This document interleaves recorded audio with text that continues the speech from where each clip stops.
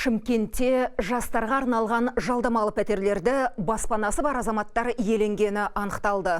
2019 жылы қала жастарына сатып алу құқығынсыз тұрғын үйлер берілген еді. Олар бұл баспананы 5 жыл жалдап тұруы керек, алайда өз үйі бар азаматтар бұл бағдарламаны пайдаланған. Нақтырақ айтқанда жастар 451 пәтерді заңсыз иемденген, кейбірі тіпті пәтерлерді басқа адамға жалға беріп, өзі пайда тауып отырған.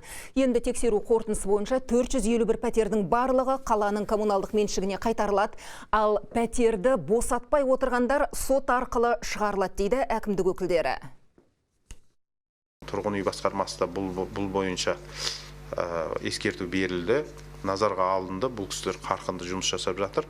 439 пәтерді мынау бағдарламаның шартын бұзған үшін босату бойынша сот органдарына талап арыздар түсірілді, оның екеуі бүгінгі таңда қанағаттандырылды.